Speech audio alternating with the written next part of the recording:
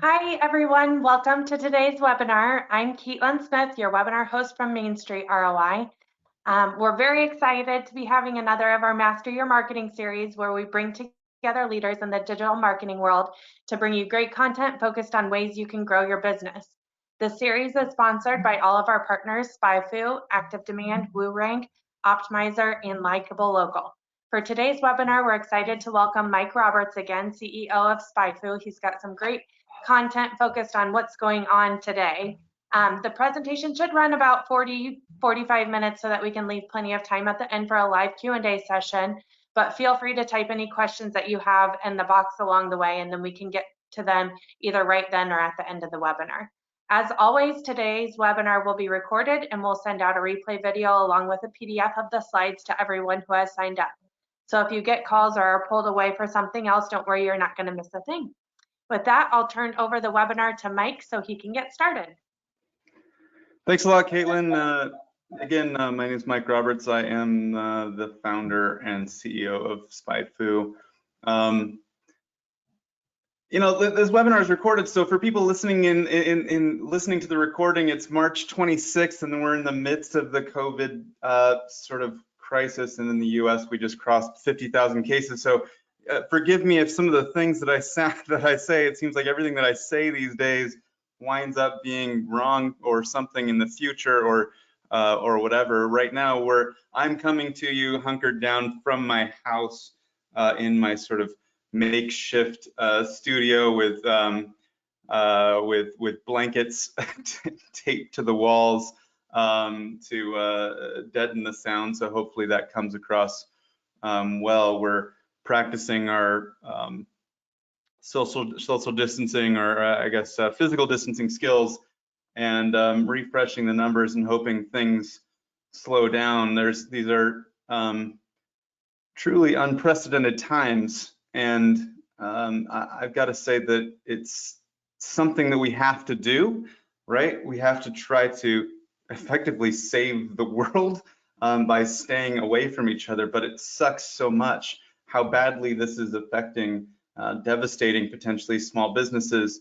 There's a lot of companies out there that can't last that long without having to lay people off, and even after that, it's not clear whether or not they can survive. And behind these companies, are the our entrepreneurs, which a lot of these people are like my friends, my family, and these are people, right? And they have mortgages too, and it really sucks. It's gut-wrenching, and I'm doing everything that I can. I'm ordering food, I'm ordering takeout, I'm like trying to continuing to support like our support staff, cleaning staff, fitness people, all these people that support SpyFu. And in the SpyFu community, I know that there's agency friends. I've heard of agencies going from $50,000 a month down to zero billings in April. I was talking to Caitlin just before the show, and I know that these guys have also lost some business. And in fact, it seems that looking in our own world, right? It's like small businesses are dramatically affected. Agencies are also small businesses, but agencies that serve small businesses are almost the worst impacted. And I understand, I know, I feel deeply what it means to start a business and to run a business and to put your heart and soul into it. It's a reflection of who you are and your values in the world, and the stress of having to deal with potentially losing your business at a time like this is something that it's too much to bear, and I don't even really want to think about it. But what I've been doing is I've been reaching out to friends with agencies to see if there's any work that they can do for us in this time, to help them get back up on their feet.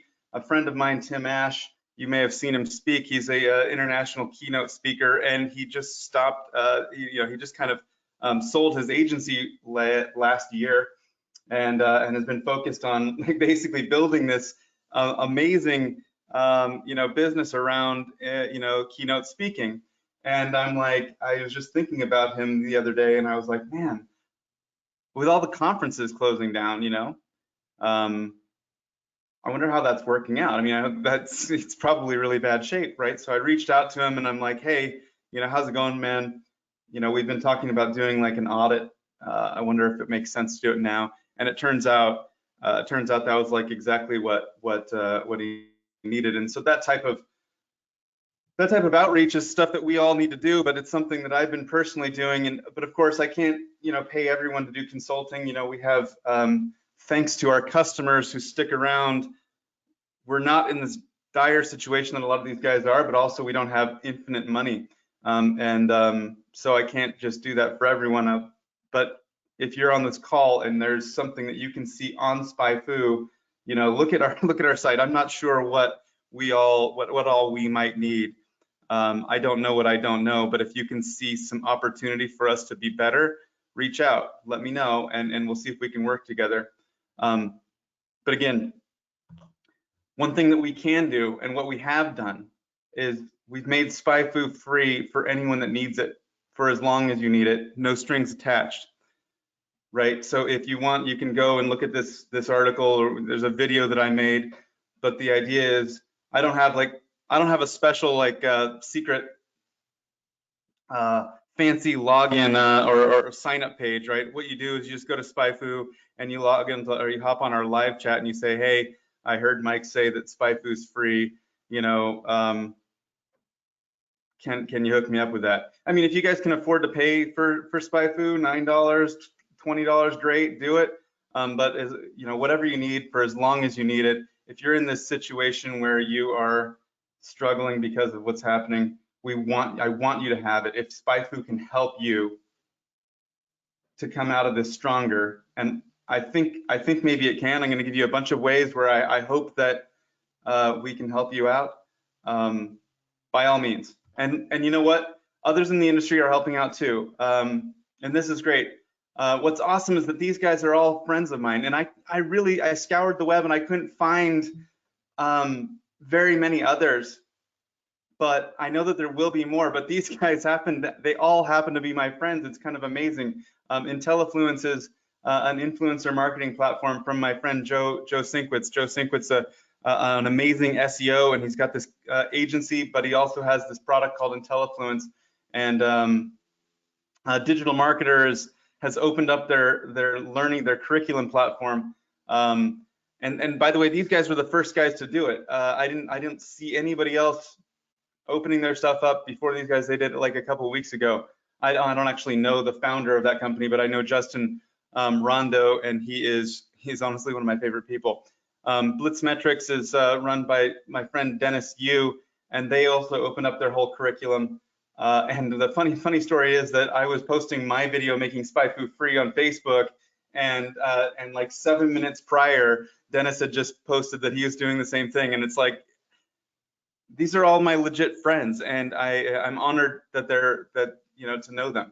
And these are the ones that also Moz Academy opened up their curriculum, and these are the ones that we found in the marketing community. And there's a lot of opportunity to ramp up your learning, right? So you can learn all kinds of things.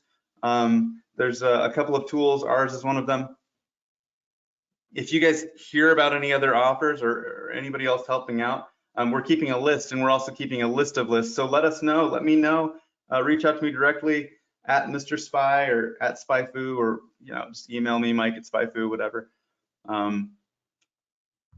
So we're gonna get through this, and I'm gonna do all I can, and I know the industry is going to help each other out, and we're gonna rebuild together.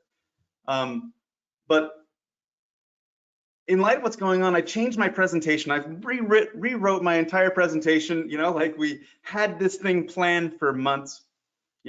I think that we planned this this webinar in like November or something. Main Street ROI is really great about sort of queuing these things up and getting everyone involved.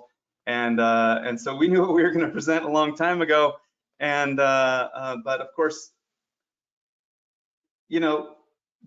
this whole thing is an exercise in changing what you do, changing your perspective and changing your mind on a daily basis. And so I've changed my entire presentation. What I'm focusing on here is like basically guerrilla ninja content marketing tactics that are high impact, low effort that you can do today, right? A lot of these things will take you a couple of hours or a couple of days at the most. The idea is that I want you to come out of this quarantine stronger and in a better position to accelerate out of it. That's my goal of this webinar, right? So these are like boots on the ground tips. Okay, let's get started. I have about 20 of them for you, and I guess I only have about 30 minutes left to get through them, but we're just gonna, kind of work through that. If you have questions, put them into the, how's this work, Caitlin? I can't actually see the questions right now, but you're gonna ask them to me. That's how that's gonna work. So if you have questions, Yep. Caitlin will interrupt me as I go through them. I'm just gonna like kind of go over these. So there are 20 of them, and hopefully I don't go too fast, and hopefully I don't go too slow. Okay, so the first thing that I think you should do is build out your reviews. Reach out to your customers, because everybody right now is at home, and they're all sort of willing to help you out, right? And what I think is whether this is on G2 Crowd or Yelp or or Google reviews, just basically build out your reviews, right? Ask friends and family too. I'm not judging, right? Just send out an email to existing clients, previous clients, anybody that you know, build that stuff up. It's a great time to do it. And if you want extra credit, right, automate asking for reviews. Build this into your pipeline. When you send somebody a receipt, depending on the type of business that you have, or when you've received like a affirmation that they've given you a good review internally to your system, send them a prompt to actually, a call to action to actually give you a review on an external site. If you need to, you can do like a t-shirt contest, or you can incentivize them with like a Starbucks card or an Amazon gift card or something like that. Starbucks, we may need to like modify this slightly for the times, but you get the idea. Another thing that you can do is ask customers for a video testimonial, right? Everybody is, again, sitting at home. Ask people to do a 30 to 60 second testimonial from an iPhone. You can prompt them with a question, something like, how was your service? Or can you tell me, about your experience, so that they don't have to like do it from scratch. You don't need anything fancy, right? Like iPhones these days are amazing, and the video is outstanding, and the authenticity is really what people are after. And again, people are willing to help you right now. Update and improve your pictures on Yelp, right? Go into these things, look at the pictures. These are your portfolio, and people are going to judge you based on this. Look, this is an example of a guy that, this is a fuzzy picture posted by the business owner. It's not great. This doesn't really tell a story. A lot of times I see on these sort of these things like a before and after picture, and it's important to tell a story with the pictures, but what you want to do is make sure that each image can stand alone in context. So if you can say, put your before and after pictures together into a single image, that's preferable. But ultimately, I think that the key here is to create consistent quality, not necessarily variety, right? It's this kind of like Instagram, if you will, right? It should be like the best life, right? Show me the best life of your business, if you will.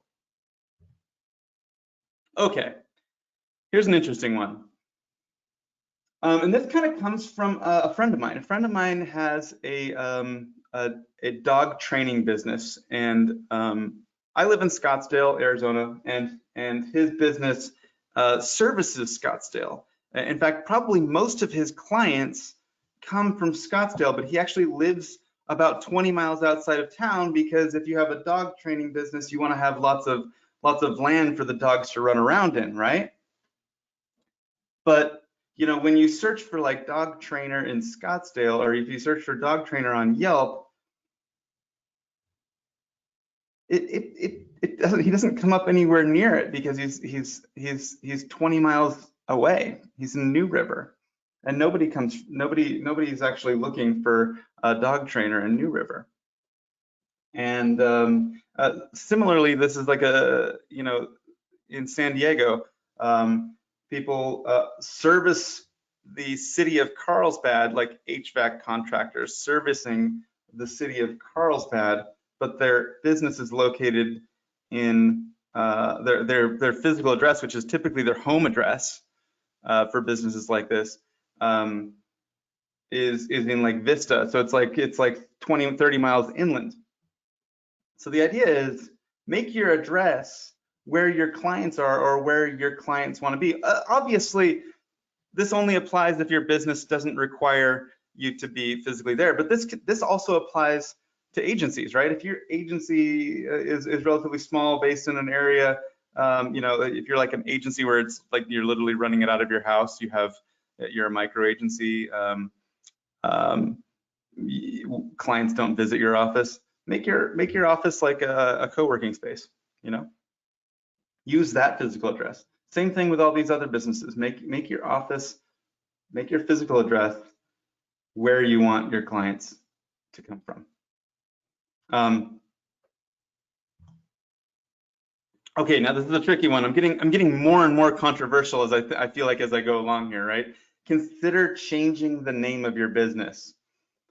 Okay, so hear me out. Number one, look at these two, right? These people are competing for your business, for my business, for an HVAC service in I guess this is in like Carlsbad, California.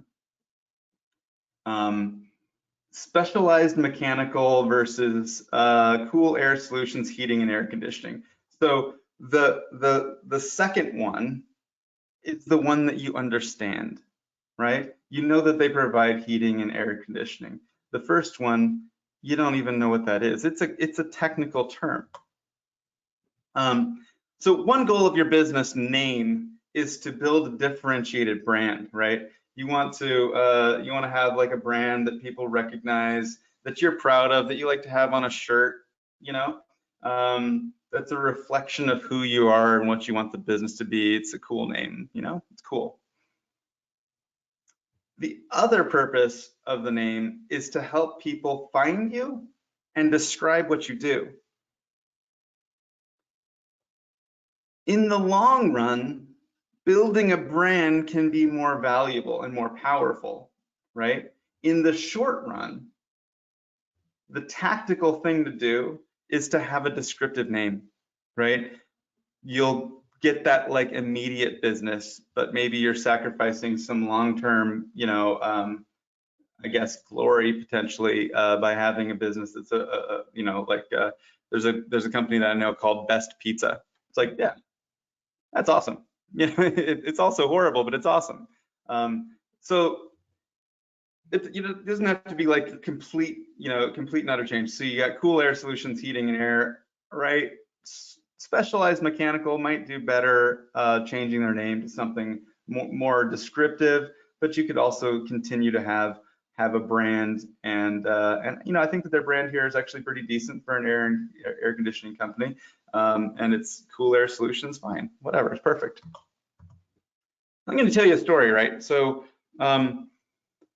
before I had SpyFu, I had another software company, and what we did was we took data off of a website and put it into a spreadsheet or database. I had spent 15 months of my life writing this product and bringing it to market, and when I launched it, I was like, I am going to be instantly rich, because I've really solved a problem for people. Make it really easy to take data off of like a website and put it into a database. And what I called that was web data extraction. And what I named, because that's like technically what it was, it's kind of like specialized mechanical. Technically, it is web data extraction. You're extracting the data from a website. That is the technically correct term. And I called the product Providus. I don't know why I called it Providus. It seemed like a cool name, right? So I struggled. I launched the product. I made like $600 in the first month and like $400 in the second month. So it was bad time. So I kept working on the thing, right? And I eventually figured out that the way that people searched for this product, for my service, my product, my solution, if you will, was they searched for like screen scraping or web scraping or web scraper, because that's just how people described it. That they thought of it like this web screen scraping, and they never searched for web data extraction, and certainly my product name wasn't great. So I made the choice to change the product name to Web Scraper Plus, which honestly, if I would have called it Web Scraper, it probably would have been better. The plus is kind of, doesn't really help. And when I did that, I instantly tripled my sales. And from that point forward, I've never worked a day in my life for anybody else. It was the changing the name of the product fundamentally made the company more successful, more findable, and tripled my sales. I started making $3,500 or $3,000 that month, and then we grew it, to like about a $500,000 a year business, and it ultimately sort of worked. SpyFu has we built Goog Spy from Web Scraper, and then SpyFu, and so on. There's a whole story to that, but the idea is that I'm making this recommendation, and it's crazy recommendation, but it's a time when you can actually sit and think about, well, what is my business name doing for me? What is my product name doing for me? And yeah, I know that Provitus was empirically a bad name. It sounds like a venereal disease. This is a screenshot from a presentation that I gave like 10 years ago. It's a story that I've told many times. It's not a good name. Side story is I sold that domain name to another company, and guess what? They also failed. So now that I've broached that unbroachable subject, seriously evaluate whether your product or service names help the most people that want your product or service find them, right? Does your business name actually help, right? Here's an example. You might groom all animals. You might groom dogs and cats, at least, not lizards or birds, but you might groom all dogs and cats. And so, you want to be fair, and so you call your business, Sally's Pet Grooming Service. But it turns out that people don't groom their cats, and they certainly don't search for pet groomers. They search for dog grooming, and they search for dog grooming 18 or something more times more frequently, right? The number of searches for pet groomer is 2,600 a month, and the number of searches for dog grooming is 46,000. So what's in a name, right? Well, the idea is that you provide dog grooming services, and sometimes we're overly specific, and sometimes we're a little bit like it's like the thing is that we almost get overly technical because we have too much knowledge and too much pride. I didn't ever want to change my product name to Web Scraper, because to me, web scraping is a pejorative word. It's an insult to the glory that was what I had built, right? It was web data extraction. It was extracting technology, not scraping. Scraping's like it's like almost a demolition project. This is, a truly industrial process, right? And I wanted it to seem that way. So, you've got classic examples of like companies, advertising low fares versus cheap tickets, right? People search for cheap tickets, but not low fares, and by a factor of like, 100x. So this is how you want to describe your services, describe your products, and ultimately potentially name your business after these main these things that people are using to try to find your product. And that's kind of the essence of keyword research. You're going to do this sort of thing when you're creating titles of anything, the title of your company, the title of your service, the title of your page. You want to find the ones that are applicable, right? That are going to essentially convert searchers into buyers, but also attract the most searchers. Okay, so getting off of that topic for a second, a quick sort of, I guess, trick is to host a Zoom happy hour for your industry or customers. If you guys haven't used Zoom, or if you haven't done a Zoom happy hour, it's amazing.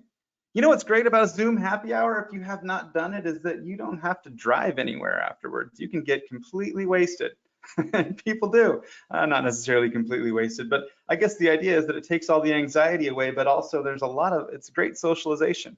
And everyone is, again, trapped in their house. They don't have any social, thing. So all these, this sort of relationships that you build in this time are things that are going to pay off for you potentially later when you get back to business. Or you might be able to find, common areas where you can work together now, exchanging ideas with other industry people. Being the hub, the organizer for that type of thing. Honestly, it's the easiest thing ever. Hey, you guys want to meet up for a Zoom happy hour? And everyone's like, okay, yeah, it's 5 o'clock on Friday or 4 o'clock on Friday, and I'm literally just sitting in my house. Yeah, let's have a beer together. Okay, so here's another quick one. Okay, do a CTA audit on all of your content, and by CTA, I mean call to action, right? So as an example, the thing that you may want people to do on your website is to call you. And if you don't tell them, if you just put your phone number on the website, that is not a call to action. A call to action needs to have, a verb associated with it. Call is your verb, the number, today for a free strategic consultation. Exclamation point, because you can actually, increase, exclamation points are good in these cases. I actually use today because you want to have like a sense of time urgency. It's a little bit better than not if you just say call blank for a free, call the phone number for a free strategic consultation. You use the today, right? And anyway, the exact specifications, like secret little hacks to a CTA, not super important. The most important thing is number one, that you have a CTA on every page, on all of your emails. Have a CTA. That is critical. If you decide that you want to violate this rule, have a reason. There should be, like it's like, well, because it's a receipt or something. I don't know, right? But if it's a receipt, why not ask for a review, right? Think about what you could be asking, what the CTA could be, what you want the purpose of the page or the email or whatever to be. Okay, so most importantly, it must have a CTA. Second most importantly, it must have a CTA above the fold. Just audit all of your content and make sure that everything is above the fold. And if you don't know where the fold is on a screen, it's basically depends on the depends on the device, but you're typically looking at probably a 768 height, so you want it to be basically above about 700 pixels.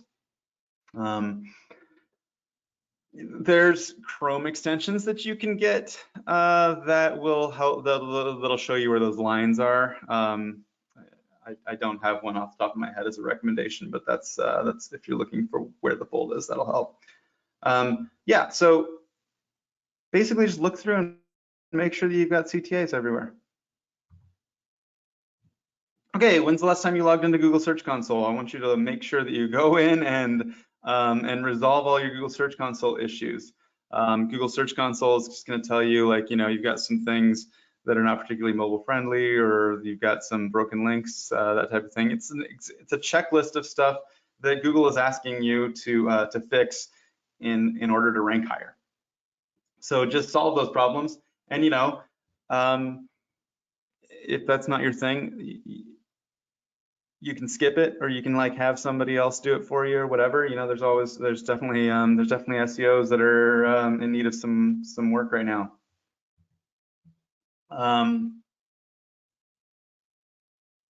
Yeah, along those lines, do a DIY website audit using Screaming Frog. You can use the free version. All you need to do is focus on the super quick stuff. I'm trying to give you like these, the highest bang for your buck, the lowest hanging fruit, if you will, of things that you can do, you know, right now. So focus on the quick stuff, duplicate or missing titles, right? Any missing H1s, broken links. We have a full step-by-step checklist. It's like 16 steps that you can follow to do an SEO audit yourself.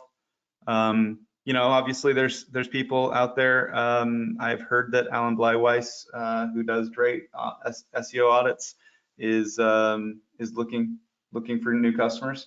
I know that probably Main Street ROI, these guys could do these things for you. So if you're looking for that, by all means, reach out. Okay, another thing you should do is optimize your page titles. So remember how we were talking about, you know, making sure that your stuff is findable, right? We're going to optimize the page titles to make sure that you're using the right keywords. I also want you to optimize your H1s and internal links, and I'm going to give you like the quickest possible process. This is actually a new product for SpyFu. It is we literally launched it yesterday at 7:42 p.m. So this thing is brand new. I'm actually going to try to do this one live for you. Let's see if we can do this without breaking the entire presentation. Here we go. So you know what? Let's do new SpyFu tab. Hey, Mike, while you're looking there, yep. Judith had a question. What are H1s? H1s are like the headline, and you want to make sure that the headline for your it's the most important thing that you can see on a page. So this here is probably an H1. If I were to look at the source code, it's likely that this headline right here that I've highlighted is our H1. But if you look at like you know, let's go over to that blog article that I was talking about.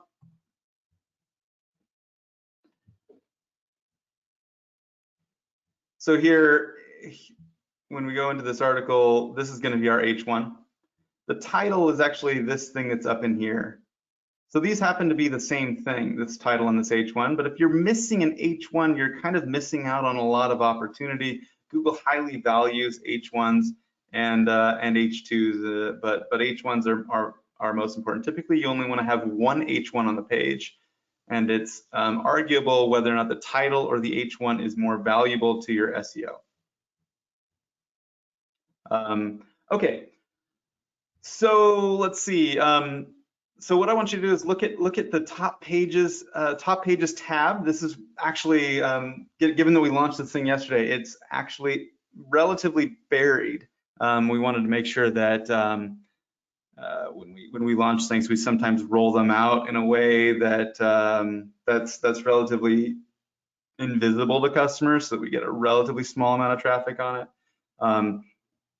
This product actually represents, it's the first product that we're releasing in a series of a whole bunch of major refreshes, a huge refresh. Like basically we're in the last 6 months, we've rewritten the entire back end of SpyFu to be 100 times more scalable, and this is the first thing that we've released, and it's going to affect the rest of the entire site. So we're basically just trying to put a little bit of load on this new you know, sort of engine that we have in the background, and make sure that it doesn't break before we roll everything out and have the entire site running on it. So here's the process. I want you to look at the top pages for your website on SpyFu. So I'm pretending that I'm Search Engine Journal, and I'm looking at my top pages, and I'm gonna hit this drop down. This drop down here is gonna show me this is my top page, this is the amount of traffic that it gets, and what I wanna see is what's the top keywords, right? So it looks like the top keyword that this page is ranking on is image search. So whether or not that was my original goal or not, I'm gonna assume that their goal is to rank on image search. And so then what I'm gonna do is I'm gonna make sure that the keyword that it ranks on, that top keyword, actually is in the title. And in this case, it is. I would also go in and make sure that that's in the H1 tag, right? So make sure that that's also in the H1. Then my next step is to type in image search here. And what that does is it filters down all the rest of my content that ranks on keywords like image search, right? So here's another piece of content that I have, and it ranks on all these image search related keywords, reverse image search, Google image search, etc. So then what I'm gonna do is I'm going to make sure that I link from this content here to this main piece of content that ranks on image search itself, right? So go in and add a link and make sure that there's a link. And then basically I just go down this literally prioritized list. You know, who cares about your 1000th most, most trafficked piece of content? It doesn't matter that much. Go right down this list, your highest trafficked content, and make sure you optimize those ones. That's what I want you to do, is sort of a triage to make yourself stronger in the near term. Of course, you can go all the way through this, and that's fine. Go ahead and do that, but just go through the top ones first. Another thing that you can consider, let me just sort of go back to this, go back to the presentation here. Let's see, did we flip that around? Yeah, hold on, let me swap presenter. Is that good? Almost. There Yeah, we go. All right, cool. So yeah, we're gonna cross-link anything, but the other thing that I want you to do is potentially double down on your best content, right? Look at that main keyword and see who outranks you. So one thing that we might want to consider with those two pieces of content that we were looking at is merging them together. That might make sense. It might not make sense for those top two that we saw, right? These top two, but we may want to like take some of these smaller ones. Now you can find style ideas with Google image search and combine that into this top one to make a bigger, more powerful piece of content. Google likes super authoritative long form content more than it used to. Google used to kind of like these, minimum effective doses of content, if you will, like basically 600 characters or 1,000. Now they like things that are like 3,000 characters and mega authoritative videos and stuff like that built into the content. So look at that main keyword. If it makes sense, if you've got some existing content that you can add in that existing content isn't like ranking super well, just add it in there, or even get rid of it, prune it, if you will. Then also look and see who outranks you. Did they go deeper than you, right? Do they have better? Is there something that they answered that you didn't? And if you can find that, then just make a better one. Beat them, right? Answer all the questions that a reader might have and just build super articles, right? Don't necessarily like your triage is make your better stuff better, or make your good stuff better. And then of course, we're gonna go into like building more stuff, okay? So if you're out of ideas, you can use SpyFu to help you find more ideas. You can use this questions area. So I typed in dog training into SpyFu, and I've got 24,197 questions that people ask about dog training. How to potty train a dog, how to train a dog, how to crate train a dog, how to train a service dog, how to house train a dog. Those actually might be, each one of those is literally an article in and of itself. So you might want to even drill into like potty trained dog or something like that, and just see what kind of questions people are asking about those types of, about that. but the idea is that we've got 24,000 questions that you can just answer and just work your way down the list from the most frequently asked question down to the bottom, right? It's super straightforward, very, very convenient thing that we help you out with. The other thing you can do is build some evergreen content, right? So you've doubled down on your existing content. You've kind of found your unicorns of, you know, in your stack of kind of okay content, right? Take your top 5 or 10 and double down on those guys. And then the other thing that you can do is look at your competitors, find their top 5 articles, right? What are their best articles that you don't have anything on, and write those. Like, do it better. Build a better thing than theirs, right?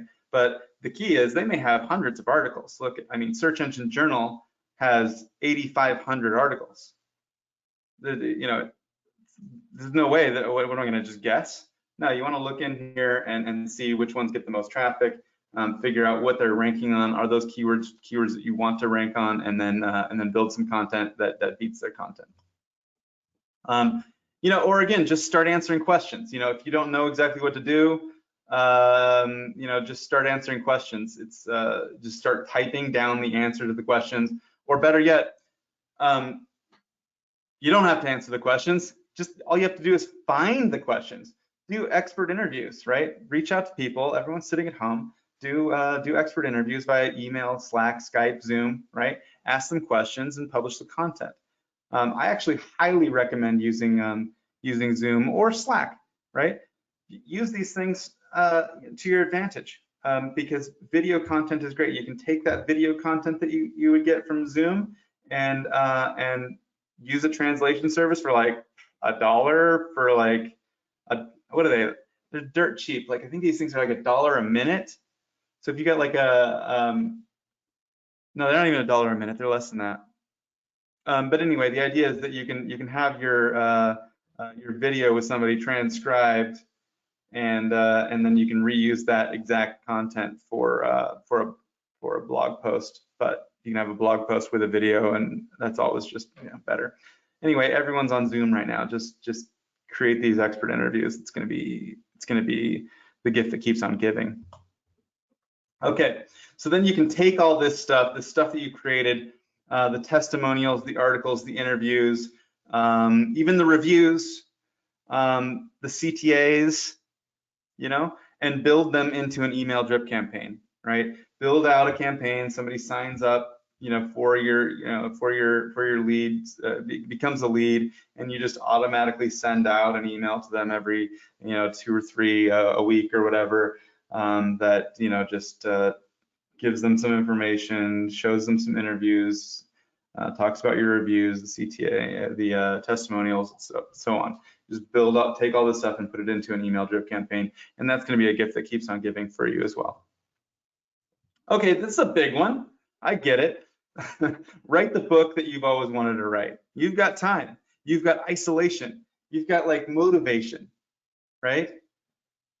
And you can self-publish. And to be honest with you, it doesn't matter that much how great your book is. You don't have to sell 1 million copies on the value of the book, right? If you publish a book, it establishes you as an authority on, you know, according to like the internet, and it's like, look, you're a published author, best-selling published author. It's like a resume patter, a client getter, a speaking engagement, you know, getting device.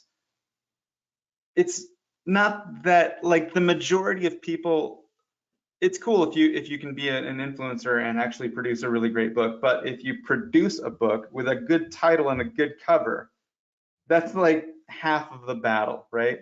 And you can obviously publish it yourself and get it listed in Amazon, and there's a whole bunch of ways to hack yourself to become like a category bestseller.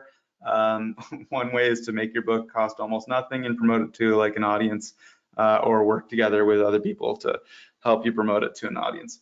Or you can just make it really cheap and buy a whole bunch of copies yourself. There's a lot of ways. You know, Google that. You know, I'm not going to like go into it, but there's a lot of ways to make it so that you are a best-selling author. Okay, and gank my list. If you like any of these things, take all of my content, my entire presentation, send it to your clients, tell them that it's yours, post it to social media as your own original content. No matter, I only care about you getting and retaining more business. That is my only goal. And if my content, if any of these things can help you get clients, use it. Use it as much as you want. And help each other out. This is something we can do in bad times, when we have more time than money, offer to trade your work, maybe your website needs a redesign and the designer needs their website optimized, and maybe maybe your dog training friend needs some video editing. See if you can do some of these trades, create value in each other's lives, and we'll all get through this together. And with that, questions? Yes, awesome. Thank you for sharing that too. That's super kind of you. But there was a few questions that came in after you had moved on to the next topic. So we'll address those first, and I'm sure there will be more coming in. Francisca asked, are the plans to also integrate data from countries other than the US and UK, Germany, for example? Yes, for sure. Okay. In the coming year. Okay. And then Judith also asked, with the Zoom happy hour, is it recommended that 1, attendees RSVP, and 2, should the names of the RSVPs be made known to each other? Yeah, I'd say so. You kind of want to treat it like it's and I don't know whether or not they need to RSVP. I think that you can do it in a pretty straightforward way. Hey, just, we're having a happy hour. It's an industry happy hour if you want to come, and you just give them a link that they can just hop on. I don't necessarily think that they need to RSVP, but that may be short-sighted of me, because it's possible that you could leverage that to get yourself some leads. But I don't think that I would worry about it too much, because, like, quite honestly, you can have, here's what's crazy, is if you have like more than one computer, you could actually have more than one happy hour. You could be attending more than one happy hour at the exact same time. It's going to be a thing. It's going to be a social phenomenon for sure. Just experiment with it first. Okay, awesome. And then regarding the business address, Kimberly asked, what if we sell worldwide on website and opening a small boutique locally? Well, yeah, in that case, if you're selling worldwide, to the people that are buying worldwide, it doesn't matter where you are. To the people if you're opening a small boutique that has a physical location that actually people come to, then obviously you need to have that location published. But if you have an office where people don't actually come to it, where you're providing a service that people tend to not come to your office, then it doesn't matter where it is. Yeah. Okay. And then this one, why can't I see any keywords from my webpage? My page is bluluxmedia.com, but every time I try to search it, it doesn't appear as much information. Let's see, BLUX Media. BLUX Media. BLUX, sorry. BLUX. Yep. Let's see. Well, the thing is we just don't see this keyword in. We run millions of searches a month on Google. We've been running them for the last 14 or 13 years, and we just haven't seen this keyword or this website show up on any searches. Like, not necessarily ever. It looks like we've seen them, just not recently, and not to any. You just don't show up in Google very much, like, at all. And that's it. Okay. Makes sense. Michael asked, what keywords have you found most beneficial for local search? Well, that's a That's a broad question. Here's the thing, if I had to say just local search and that's it, I would say, trying to apply it to local search. The keywords that are most important to local search would be near and me. If, for example, I were to look up dog grooming, the search is dog grooming near me actually outperforms dog grooming, and so that's only just sort of interesting. It's kind of also obvious, but the near me part, and here's what's kind of interesting. If we were to look at, okay, so dog grooming here is pretty heavily mobile. You can see that, this is a relatively mobile keyword, but dog grooming near me is going to be, I guarantee, well, in this case, they're similarly mobile, but near me is like a massive indicator of mobile. And one thing that's interesting about mobile searches is, that obviously we all know that they're increasing, but they're actually worth a little bit less. The value of a mobile search in terms of conversion value is less because people are just less likely to convert. They're less likely to make a purchase on their phone. They're more likely to get information, location information. Now, if you're local and you're trying to drive business to your local enterprise, then obviously that makes sense. But in a lot of cases, we want to somewhat avoid the heavily mobile keywords if we want to maximize our conversions. Got it. Okay, next one. I am just starting out with blogging. What is the best way to use SpyFu for me? Do you have a SpyFu coaching blog or something? Yeah, I mean, we have. If you go to the SpyFu blog, there's a whole bunch of content. If you're just starting out blogging, like I suggest starting out like answering those questions about the topics. It's kind of the easiest way to come up with ideas. The other way that you can do it, and what SpyFu is, sort of most known for, is that you can type in a website and see all the keywords that they rank on. But of course, you can also see the content that is most effective for them.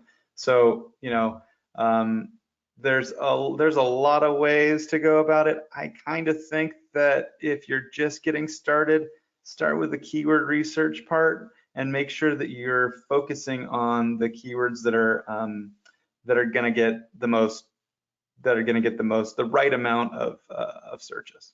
Because sometimes keywords are almost impossible for you to rank on, and so you want to find the right balance. And there's a keyword difficulty thing here, and you can kind of also use the number of searches. There's like a sweet spot, maybe in the low thousands. That's a proper keyword for you to start ranking on. Okay. Larissa asked, what industry education tools do you use to keep up to date aside from SpyFu, Google's blog, Ahrefs, etc.? Basically, are there any deep dive education sites that you love? I mean, honestly, I'm going to take advantage of that digital marketer one. I know that those guys are outstanding, and they've got something, they've got some things on conversion optimization, and I know Justin Rondo does that one, and he's one of my favorite presenters. I've seen him in real life, and I consider myself kind of an expert on that stuff, and he gives me hints or tips whenever I watch him. I'm like, oh, that's a good idea. And I know that they've got many other topics. I would try out that lab stuff because it's free, and they say that it's free through the end of March, but secret knowledge tells me that it is going to continue until at least mid-April. So I'd take advantage of that while it's still there. Okay, good to know. Another one, I'm a reseller of market research reports. How do I rank better than my publisher, as my publisher and us will have the same content? You're a reseller of, okay. Well, the way that you would be, I'd say that you provide expert analysis, right? look at the page that they're selling, that's ranking for them, and basically provide more information than they do. Provide a tutorial about how to interpret the information. Provide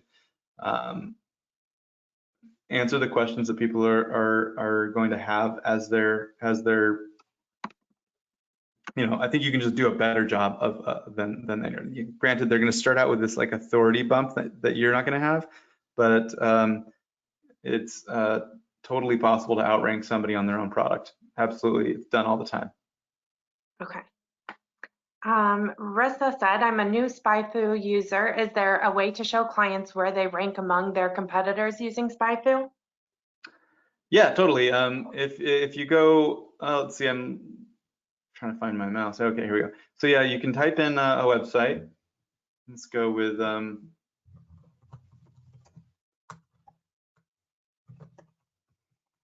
go back to my search engine journal example. Oh, that's going to do a keyword. So let's go back to overview over here. So right here we've got, here's your organic competitors. They don't actually spend any money on they're a publisher, so they don't spend anything on ads. So here's where your organic competitors are, and if we go and we can look at the entire a bigger list, and how their rankings have changed over time.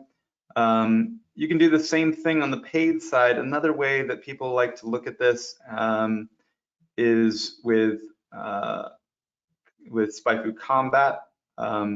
This one shows you the keywords that they rank, that all of their competitors rank on. So here you got Search Engine Journal, and then you've got Moz, which would be, and Search Engine Land. These are like their top 2 competitors. And you can see the areas that they overlap, and the areas that Search Engine Journal ranks on uniquely and nobody else does. And you can also see the areas that that Moz and Search Engine Land both rank on that Search Engine Journal doesn't. So those are pretty key opportunities for them. So that's one way of looking at that. Another thing that you can look at, depending on how you want to show it, do you want to talk about keywords? Do you want to talk about content? Do you want to talk about backlinks? If you want to, you can go into backlinks over here, and you could do something like these are the pages that link to Search Engine Journal. Sorry, what you could do is you could put in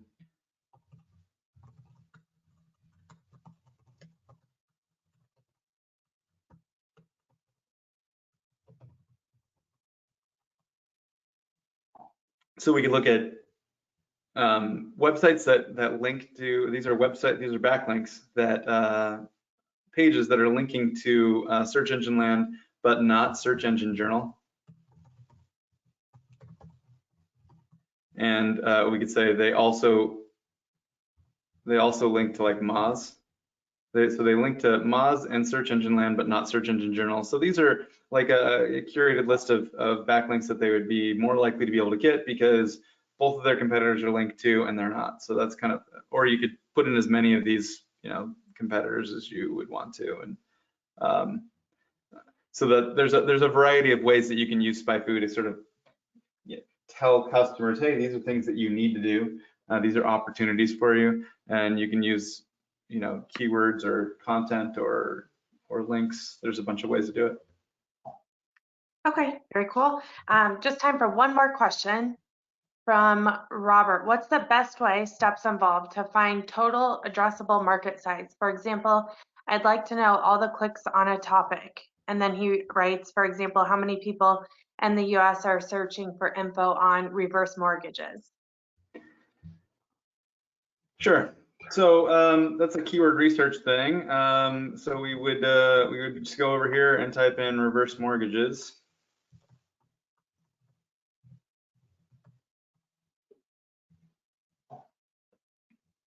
So in here we got the search volume for that keyword and the number of clicks that it gets, which percentage of those are paid, which percentages of those are mobile, and we've got all of these related keywords. So if I go in here and I view all of these,